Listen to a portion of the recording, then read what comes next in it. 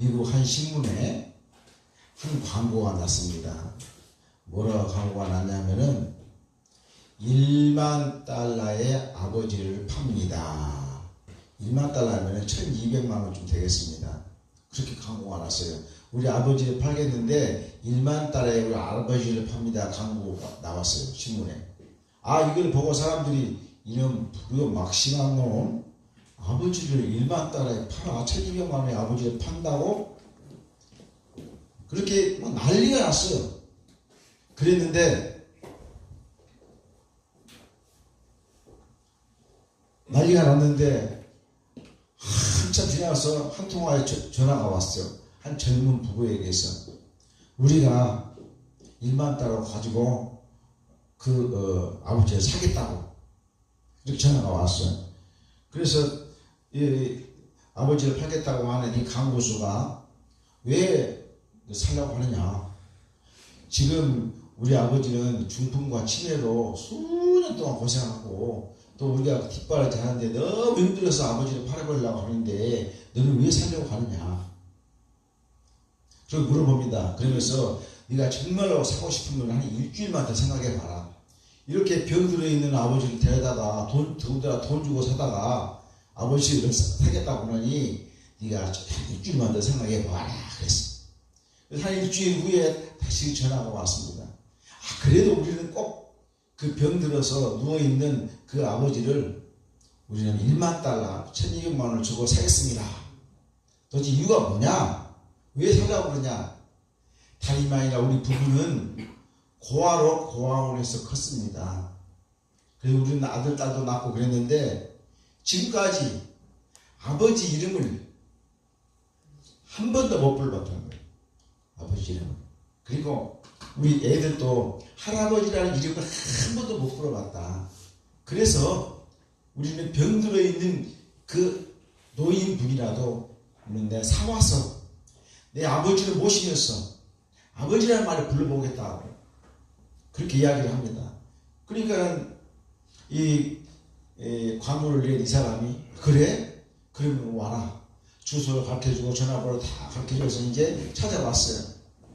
찾아서 보니까 이 미국에서 이 동네는 아주 부자들만 사는 동네야. 으리으리 아주 뭐 호텔 같은 그런 동네예요. 더군다나 그 앞에서 보니까는 그 집에 그냥 문 앞에서 보니까는 이렇게 부자 집에서 어떻게 아버지를 판다고 그랬을까 하고 문을 들어가서 보니 수영장에다가 꼭 아파트를 꼭 호텔 같은 그런 좋은 집에서 살고 있는 거예요. 믿겨지질 않아요. 그런데 주소가 맞고 다 맞아. 그래서 들어갔어. 그래서 그 광고 낸 사람을 만났습니다. 노신사를 만났어요. 자, 네가 도대체 다시 한번 물어보겠다. 어떻게 그렇게 병 들어있는 그 아버지를 네가 1만 대에 사갔다고 그러는데 다시 한번 소생 이야기해봐라. 하니까 다시 이야기를 합니다. 우리는 부부는 고아로서 지금까지 아버지라는 말 한 번도 불러보지 못해서 이제 그 병 들어있는 노인이라도 우리 집에 데려다가 모셔서 나는 아버지라고 부르고 우리 애들이 할아버지라고 부르고 나는 그걸 바란다.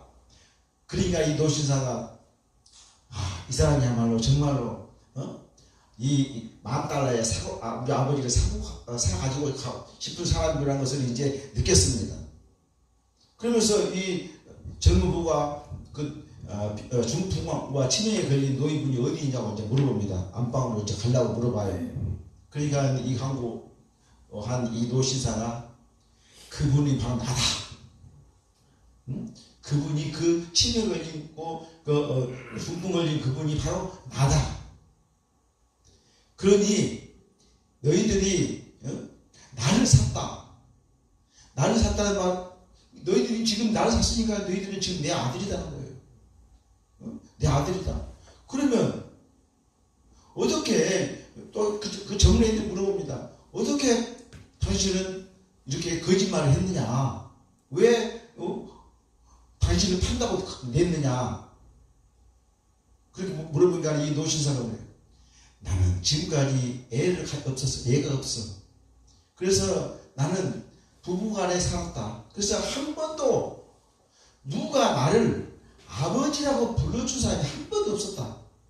그래서 나는 정말로 같은 사람 하나 내가 자식을 만들어서 나는 아버지라는 말을 불러주기를 나는 원해서 내가 이 광고를 냈다. 그러니 너는 지금 내 아들이다. 내 아들이 되었다. 그러니 너는 지금 당장 이제 이 하인하고 가서 너는 집에 있는 그 자녀들 다 재산 다 가지고 우리 집으로 와라. 그리고 앞으로 너와 같이 살다가 내가 이 세상을 떠나면 이 모든 재산은 다 네 것이 될 것이다. 그런 이야기가 있습니다. 이와 같이 아버지 이름을 한 번도 못 불러본 사람의 소원, 또 아버지라는 이름을 한번 부름을 받고 싶은 사람의 그 소원, 이렇게 진심 어린 진심이 1000번, 이 진실이 1000번 이상 쌓이면은 하늘나라에 천신이 내려온다고 봅니다. 하나님이 도우셔서 이 사람은 아버지도 얻고 재산도 얻고 이와 같은 이야기가 있었다고 합니다. 오늘은 어버이날입니다. 어버이날. 우리가 정말로 아버지를 사랑하고 아버지는 자식을 사랑해야 할 날이 어버이날인 것 같습니다. 외국 사람들이 우리나라에 관광 왔다가 아주 인상 깊게 느끼고 간 것은 뭐냐? 한국의 대가족 제도라. 대가족은 주로 3대 이상이 사는 것을 대가족이라고 그래요. 할아버지, 아들, 손자 이렇게 사는 가족을 대가족이라고 합니다. 그 사람들이 그걸 보고 아주 부러워했다는 거예요. 더군다나 한 울타리에서 이 3세대가 할아버지를 모시고 손자가 행복하게 지내는 걸 보고, 또 식당에서 가보니까는 할머니, 할아버지, 손주, 아들 다 모여서 식당에서 음식을 나눠 먹는 걸 보고 정말로 이 한국이야말로 정말 부모를 잘 봉양하는 그러한 천국과 같은 나라였다라는 그런 얘기가 있습니다. 그런데 오늘날 어떻게 됐습니까? 우리 한국이 정말 오늘날 보면 서양 문명이 들어와서 현대 문명이 아주 잘 발달했습니다. 참 다행이죠. 그런데 서양 문화가 들어와서 현대 문명이 발달했지만은 노인들을 공경하는 윤리도덕, 미풍양속, 즉 어버이날과 같은, 어떻게 한편으로 이야기하면 어버이날을 정한다는 것은 조금 수치스럽기도 한 것 같습니다. 어버이날이 1년 10달 365일 어버이날이어야지 어떻게 5월 8일만 어버이날이면 되겠습니까? 좀 창피하기도 한 것 같아요. 어떻게 따지고 보면 좋은 것도 있는데 창피하기도 한 것 같아요. 자, 이와 같이 서양 문화가 들어와서 문명 발달했는데 요새는 노인 공경하는 거 윤리도덕이 미풍양속이 다 떨어져 버렸어요. 여러분들 전철 타보세요. 제 나이도 이렇게 늘었는데요, 젊은 애들 절대 안 비켜줍니다. 노인 필요 없어. 요새는 문명이 발달했는데 우리 좋은 이 미풍양속, 노인을 공경하는 거, 수종하는 거, 이것은 다 없어져 버렸어요. 옛날에 안 그랬어요. 옛날에 차 타면은 자기 다 비켜줍니다. 아이들이. 요새는 제가 차 타고 눈 감고 잠자버려요. 발 딱 올려놓고 잠자버려요. 이렇게 지금 현대 문명이 발달했지만 윤리도덕은 이와 같이 있다는 거예요. 이제 우리는 정말 어버이날을 맞이해서 우리가 가지고 있는 이 부모를 공경하고 효도하는 그런 것을 우리가 널리 끝까지 잘 지켜야 돼. 어버이날을 통해서 우리가 반성하면서. 어머니의 사랑이라고 하는 것은 받기 위해서 준 사랑이 아니에요. 그렇지 않습니까? 어머니는 받으려고 준 사랑이 아니에요. 어머니의 준 사랑은 어떤 아깝다라고 생각하는 그런 사랑이 아닙니다. 그러니까 어머니의 사랑은 일방적으로 쏟아지는 것이 어머니의 사랑이고 아버지의 사랑인 거예요. 이런 것들을 우리가 좀 잘 느끼고 생각을 해야 한다는 거예요. 우리의 몸이 음식을 먹고 자라는 것처럼 우리의 정신과 인격은 우리 부모님의 사랑을 먹고 자란다는 겁니다. 언젠가 교도소에서 죄수들이 모여서 예배드리는 도중에 찬송가가 나왔어요. 오늘 우리 이은혜 집사님이 어버님 은혜 노래를 불렀는데 찬송하는 가운데 어버이날이 나와요. 그 찬송 그 가사 중에 하늘 아래 그 무엇이 높다 하리요 어머니의 은혜는 한이 없어라. 이 노래가 이제 예배 도중에 이제 흘러나옵니다. 그러니까 이 제수들이 이 어버이 노래 노래를 이렇게 듣다가 이 말이 나오니까 눈을 감고 흑흑거리고 묻다는 거예요. 어머님을 생각합니다. 그들이 죄를 졌지만, 죄를 지어서 그 감옥에 들어왔지만은, 그래도 그 마음속에 어머님의 사랑과 은혜를 못 잊은 것을 우리는 할 수 있다고 하는 것입니다. 자, 우리 인간이 세상에 태어납니다. 세상에 태어나서 최초로 학교를 가게 되는데 유치원보다 더 빨리 가는 학교가 있어요. 어머니 학교입니다. 어머니 학교, 즉 사랑의 학교예요. 우리는 유치원 가는 것이 죄책임 같지만은 사실은 우리는 태어나자마자 어머니라고 하는 학교, 사랑의 학교로 가게 됩니다. 이 어머니는 우리의 최초의 스승이고 최고의 스승인 거예요. 물론 아버지도 여기에 포함됩니다. 어버이날이기 때문에.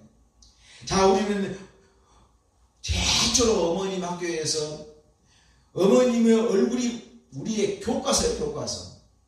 어머니의 무릎은 뭐냐? 어머니의 무릎은 교실입니다, 교실.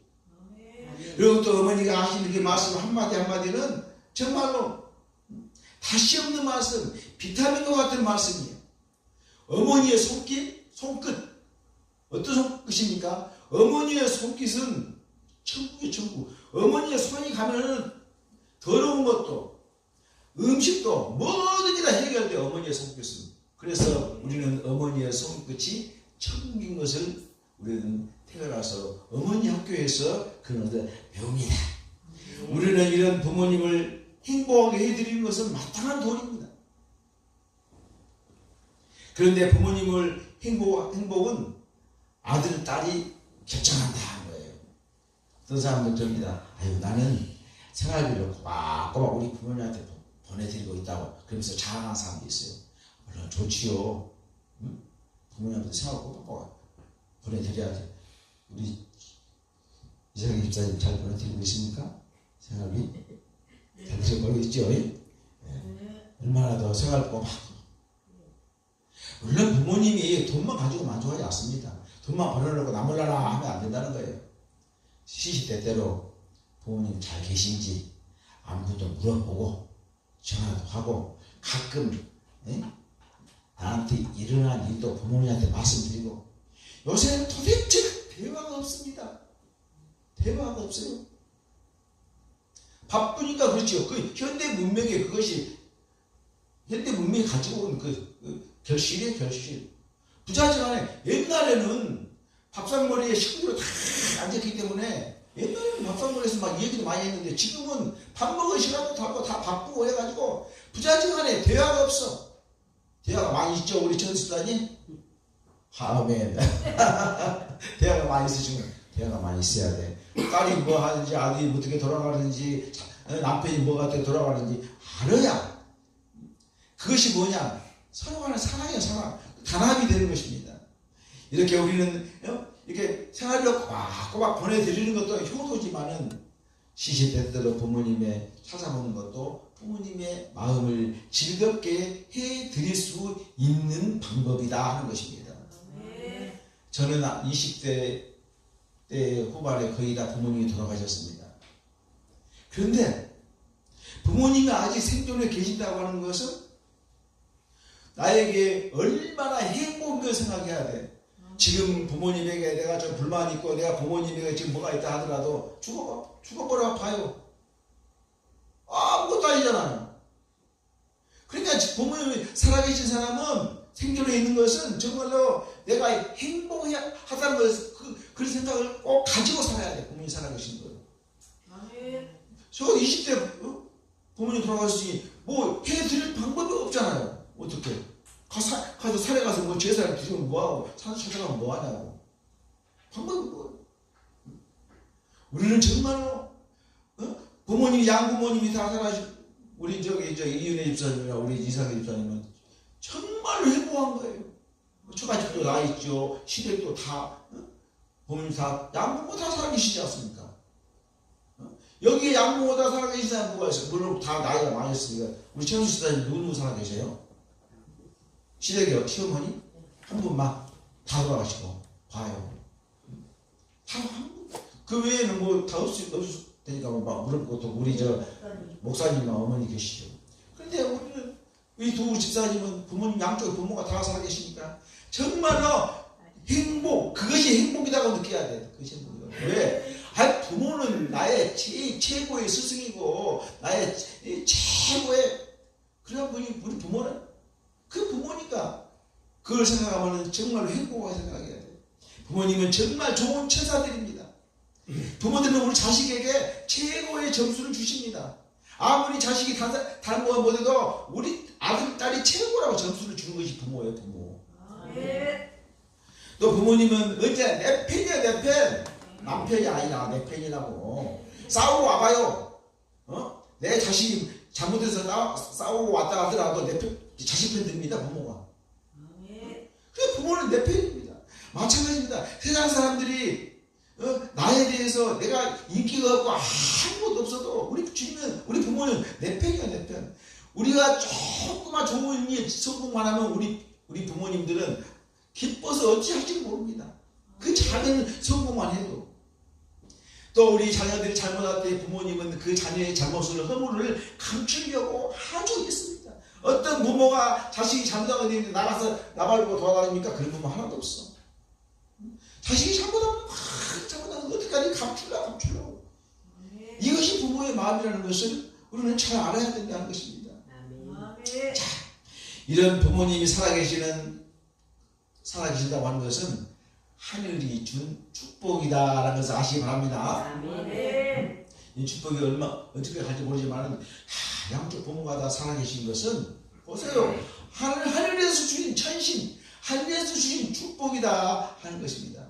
이렇게 부모가 우리는 살아계실 때 우리는 성심껏 성의껏 봉양해 드려야 한다 하는 것입니다.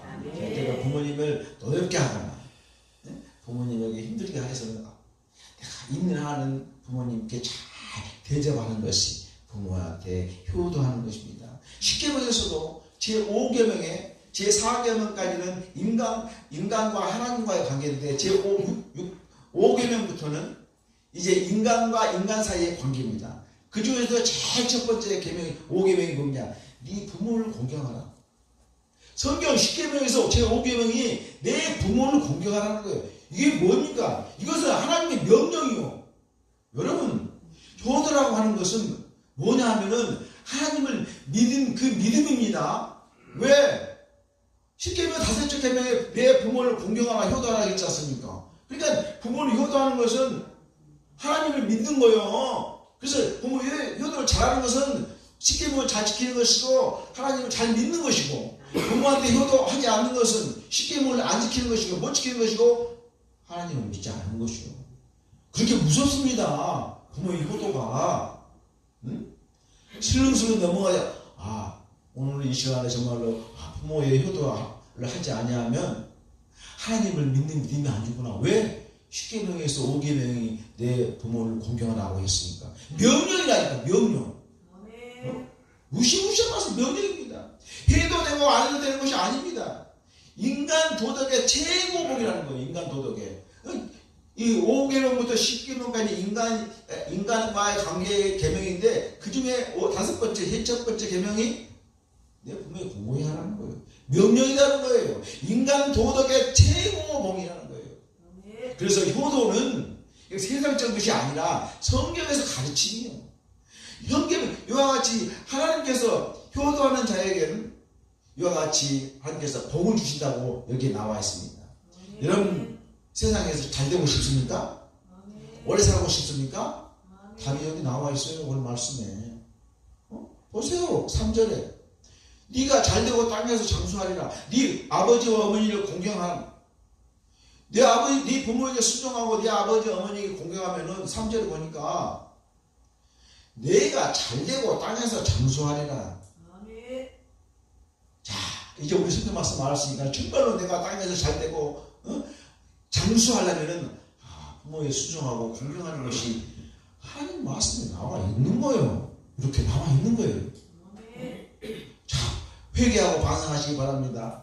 정말로 내가 부모님께 순종하고 우리 주님께 우리 부모님께 잘 공경했는지, 그래서 내가 하나님께서 주신 축복을 이렇게 내가 잘되고 내가 장수할 수 있는 그런 자격이 있는지 오늘 회개 한번 하시고, 오늘 어린이날을 맞이해서 정말로 우리 사랑하는 성도들, 부모님께 순종하고 공경함으로 하나님께서 주신 이 축복에 참여하기를 바랍니다. 아멘. 자, 효도는 하나님에 대한 믿음의 가르침이에요. 방금 이야기했던 것처럼. 효도하는 것은 효도 안 하면 하나님 안 믿는 거예요. 그러니까 예수 믿는 사람들은 부모를 잘 모셔야 되는 거예요. 그래야지만 말씀을 지키는 거예요. 부모에게 효도하는 자는 하나님을 섬기는 도리에서 어긋나지 않습니다. 부모에게 불효한 자는 하나님을 바로 섬길 수가 없다고 하는 것입니다. 하나님께서는 효도하는 자에게 최고의 복을 주셨지 않습니까? 네가 땅에서 잘되고 장수한다고 하는 복을 줬다고 하는 것입니다. 인간이 부모에게 효도한다는 것은 당연한 일입니다. 표창 받을 것도 없어 당연한 거예요. 그냥 당연한 거예요. 그러나 하나님은 이 일에 축복까지 이렇게 해주신 거예요. 당연한 일을 했는데, 부모한테 효도하는 것은 당연한 건데, 하나님께서 이와 같이 당연한데도, 야, 당연한데 뭐 축복이 왜 필요합니까? 당연한데도 하나님께서 축복까지 해버렸어요. 네가 잘되고 땅에서 장수한다고 했어. 당연한 일을 했는데, 자, 지금 오늘날 보면은 믿는 자나 믿지 않는 자나 부모에 무관심합니다. 또 부모를 냉대합니다. 여기에 많이 빠져있어요. 정말 오늘날은 진실과 사랑이 퇴색되어서 그 표준을 잃어버리고 불신과 미움과 갈등, 대립이 열병처럼 병들어 있어요. 진실을 원하나 통하지 않고 사랑을 원하나 찾을 수 없는 시대가 지금 이 시대인 것입니다. 이렇게 되니까 사람이 마음과 마음에 담이 있어요. 부모와 자기 담이 쌓여졌지 않습니까? 왜? 불신, 미움, 갈등, 대립 이런 것들 때문에 사람 진실을 찾아갈 수가 없어. 그러니까는 이웃 간에, 부모 간에, 형제 간에 벽이 이 가정에서 벽이 생겼으니 국민 사이에 벽이 안 생기겠습니까? 정치판 보세요. 완전히 너 죽고 나 죽고입니다. 용서도 없고, 타협도 없어요. 몸싸움 하면서 끝까지 나가는 거예요. 왜? 아니, 가정에서 자식과 부모 간에, 형제 간에 벽이 쌓여 있으니, 이 국가가 제대로 다가가겠습니까? 가와 만사성인데, 지금 태평천한데, 집이 안 되면 어떻게 국가가 잘 되겠습니까? 야, 이런 상황에서 부모와 자식 간에도 이렇게 벽이 쌓이고 말았습니다. 부모와 자식 간의 인정과 사랑과 진실이 메말라 버렸어. 가시밭 같아, 관계가. 부모와 자식 간의 관계가. 자, 옛날처럼 한식당에 모여 앉아서 이렇게 아버님들하고 어른들하고 하루 일과도 이야기하면서 주고받으면서 그런 일이 별로 없습니다. 그러니까 우리가 대가족 제도라고 하지만은 우리 노인들은 외롭고 고독한 거예요. 외롭고 고독합니다. 자식이 아무리 많이 써도 외롭고 고독합니다. 이 외롭고 고독함, 먹고 입는 것 가지고 해결 안 돼. 아무리 잘 먹고 아무리 잘 입어도 고독하고 외롭다? 해결됩니까? 저희쯤은 얘기 안 되는 거예요. 자, 이제 좋은 환경에서 생활한다 하지만은 부모와 자식 간의 마음은 이미 담벼락으로 가로막혀 있다는 거예요. 이렇게 사회의 기본 단위인 가정에서 이렇게 되니까 사회가 갈라질 수밖에 없다는 것입니다. 정치 제도는 잘 갖춰 있습니다. 그런데 그 정치 제도를 지킵니까? 안 지키지 않습니까? 아무리 정의를 부리짖어도 양심은 안 지켜. 법이 참 많은 수천 가지 법이 만들어져 있습니다. 안 지킵니다. 금방 국회에서도 법 만들어 놓고 싸우지 말자는 법 만들어 놓고 쌈박질 하고 있지 않습니까? 자기들이 만들어 놓고 쌈박질 하는 거예요. 이와 같이 현대 문명은 사람들의 삶을 편리하게 만들었지만 사람들의 마음을 점점 어두워지게 만들고 있습니다. 문화는 발달했지만 사람들의 정신적인 유산은 황폐하다. 문화는 발달했어요. 문화 발달했다. 얼마나 좋습니까 살기가. 그런데 우리 정신은 황폐해 있다는 거예요. 그뿐입니까? 육체는 살찌고 경기에는 성장되었습니다. 그러나 이 마음은 거기에 따라갑니까? 못 따라가. 자, 이런 상황에서 우리 믿는 자들은 도대체 어떻게 해야 되겠냐? 세상이 이렇게 험악한데 우리 믿는 자들은 정말 우리 부모와 자식 간의 사랑을 어떻게 회복할 수 있겠느냐? 자, 우리는 부모와 자식 간의 그 사랑을 회복하려면은 부모의 마음을 이해해야 돼요. 조금 생각하면 이해할 수 있을 거예요. 진자리 마른 자리 갈아 다 주시면서 키워주신 분이 부모예요. 그래 내가 조금 못마땅하다고 부모하고 화를 분다든지 그래서 안 된다는 거죠. 부모의 마음은 하나님의 마음을 그림자로 하나님의 마음이 있고 부모의 마음이 있는데 물론 부모의 마음이 하나님의 마음을 못 따라가지만은 그림자라는 거예요. 부모의 마음은 하나님의 그림자, 하나님의 마음의 그림자가 부모의 마음이라는 거예요.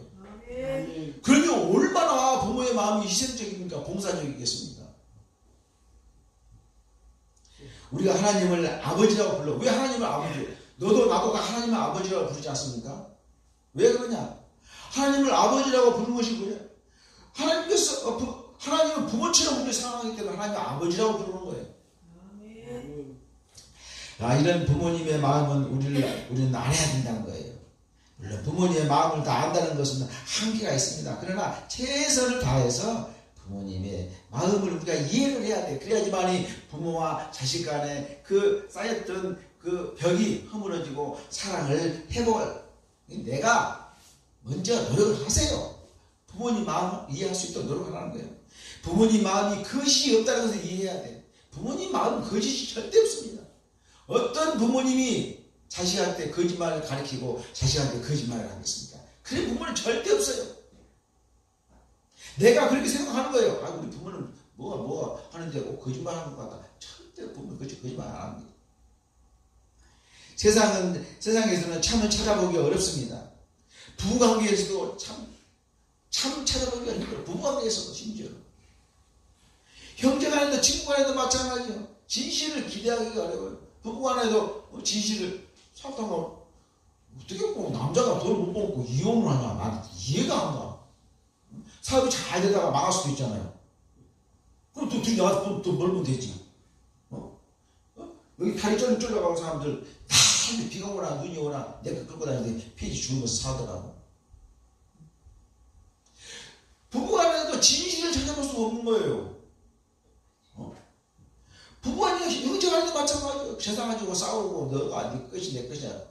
요새 대한항공 지금 언어가 결정을 못하고 대한항공 거기 항공 오늘 지난번에 죽었지 않습니까? 그 아들 하나하고 딸 둘이 있는데 누가 그 대를 이길 것인지 지금 발표를 못하고 있대요. 서로 회장하려고 그러니까. 형제간에도 진실이 없어. 친구간에 술 먹을 때는 친구요. 술 먹을 때만 친구. 술 안 먹고 돈 떨어져봐. 친구 없어. 정말로 진실을 찾고. 그러나 우리 부모의 마음은 그것이 없고 진실하다는 거예요. 이렇게 이 메마른 땅에서 거짓이 없고 진실이 있는 그 마음은 우리 부모 마음, 그 마음 한 가지밖에 없어. 우리의 부모의 마음을 자식은 정말로 부모의 마음이 진실하다는 것을 우리는 깨닫고 부모님이 무슨 말씀하시든지 간에 우리가 순종하고 공경하는 그러한 성도가 되기를 바랍니다. 우리는 부모의 마음은 자녀들이 잘 되기만 바랍니다. 어떤 부모가 자식이 못 되기를 바라는 부모가 어디 있겠습니까? 세상 사람들은 자기만 잘 되고 남을 망한 것을 원합니다. 세상 사람들은 그래. 부모가 자식 마음을 원하는 부모가 어디가 있겠습니까? 부모의 마음은 진실합니다. 부모의 마음이 희생적이에요. 자, 사실 부모는 그 자식을 위해서 수고하고 봉사하고 희생하고 사랑을 평생 동안 아끼지 않는다. 맞습니까? 맞습니까? 지금도 우리 김원호 목사님 자식들을 위해서 마음속으로 기도하고 그러시죠? 끝이 없어. 평생 끝이 없는 거야. 부모의 사랑. 자식들이 몰라줘서 그렇지.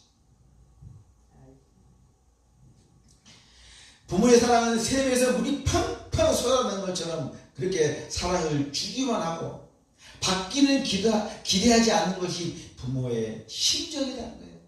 이렇게 부모님께서는 자녀가 잘 되기를 바란다는 겁니다. 이 고귀한 사랑으로 자녀를 기르고 인도해 주는 우리 부모에게 우리 자녀된 도리로서 효도한다는 것은 당연한 것입니다. 부모에게 불효한다고 하는 것은 동서양을 막론하고 큰 죄요. 성경에서도 부모에게 반역한 자는 죽여버리라고 그랬어요. 옛날 그 어르신들의 성현들의 가르침에도 죄 중에 가장 큰 죄는 불효라고 그랬어요. 이렇게 부모를 효도하는 것이 이렇게 중요합니다. 또 내가 부모한테 효도를 해야지 자녀한테 효도를 받는 것이지. 그러므로 우리는 부모의 마음을 잘 알아서 부모에게 효도하는 사람이 되어야 됩니다. 기쁜 마음으로 부모를 공경하시기 바랍니다. 기쁜 마음으로. 효도할 때에는 부모와 자식을 사랑하는 것처럼 효도할 때에도 어떤 이해 타산하지 말라는 거예요. 내가 이렇게 하면 뭐가 되겠지 하지 말라는 거예요. 부모가 그렇게 자식한테 해주면서 그걸 바라고 합니까? 안 하지 않습니까? 우리가 부모한테 효도할 때도 어떤 이해 타산 따지지 말라는 거예요. 받았으니까 그냥 드리라는 거예요. 중요한 부모에게 어떤 조건 이유 걸지 말라는 거예요. 왜? 네가 태어나서 부모에게 태어나고 부모님이 네가 돈을 받아서 살았으니까 절대로 이해타산 따지지 말고 이유 따지지 말고 조건도 걸지 말라는 거예요. 오늘날 믿음의 부모를 소홀히 대하는 사람들을 종종 볼 수 있습니다. 이것이 하나님을 경외하는 믿음이 없는 사람의 특징이에요. 우리 믿는 자는 이제 이 시간부터라도 정말로 우리 믿는 시자는 주님을 섬기는 마음으로 부모를 섬기라는 겁니다. 믿습니까? 네. 정말로 주님을 섬기는 마음으로 우리 부모를 섬기게 하는 것이 오늘 어버이날을 맞이해서 우리가 부모님께 효도할 마음 자세입니다. 효도는 하나님의 명령입니다. 이 명령을 잘 지킨 사람은 큰 축복을 받는다고 오늘 에베소서 6장 3절에 말씀하고 있어요. 네가 땅에서 잘되고 장수하리라고 말씀하셨습니다.